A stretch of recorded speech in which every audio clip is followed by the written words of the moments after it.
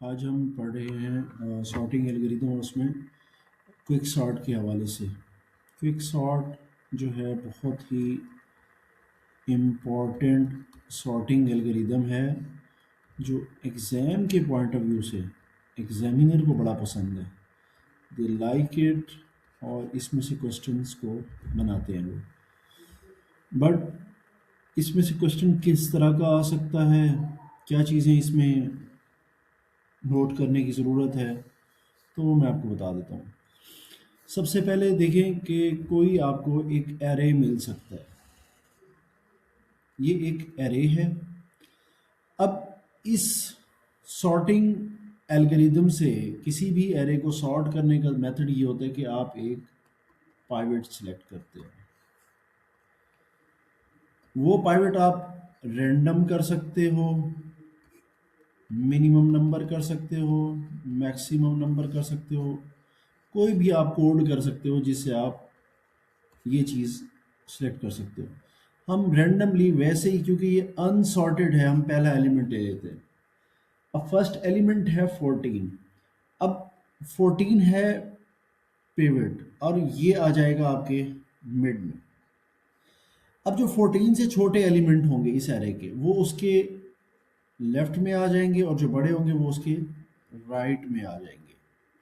अब 12 छोटा है तो इधर आ जाएगा, 16 बड़ा है तो इधर आ जाएगा, 13 छोटा है तो इधर आ जाएगा, 11 छोटा है तो इधर आ जाएगा, 15 बड़ा है तो राइट साइड पे आ जाएगा। अब लेफ्ट राइट पे दो और एरेज बन गए, इनमें भी आप अलहदा अलहदा एरे में से पिवट लेंगे। लेट हम 12 को पिवट लेते हैं तो 12 पिवट हो जाएगा, नीचे बिल्कुल आ जाएगा। अब क्या होगा, पिवट जो है ना वो 14 के साथ लिखेंगे, क्योंकि यहाँ पे ही आके आपकी एक आपको सॉर्टेड एरे मिल जाएगा।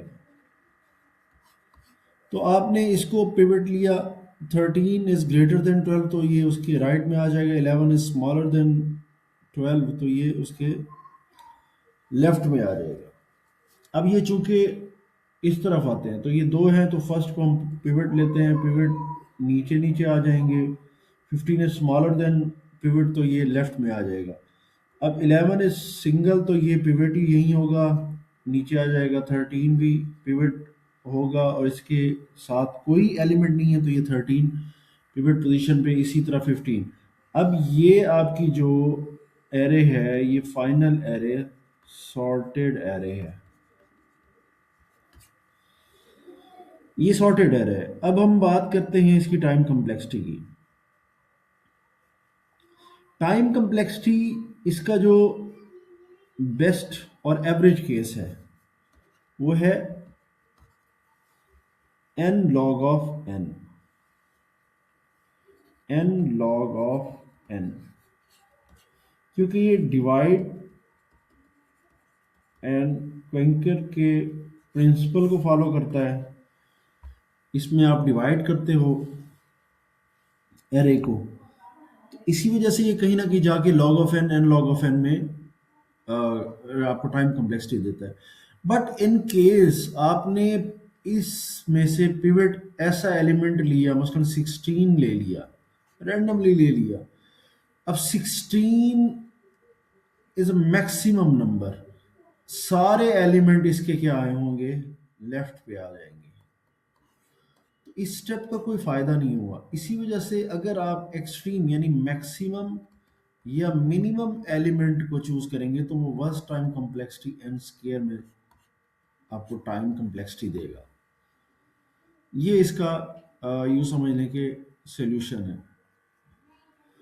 इसके बाद और भी आपके पास एल्गोरिदम है। लेट से हम एक और एल्गोरिदम उसकी बात करते हैं।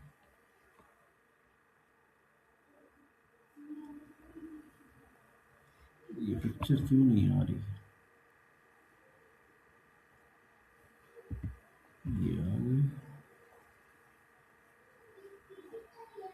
So it is giving problem pictures यहाँ पे अपलोड करने में,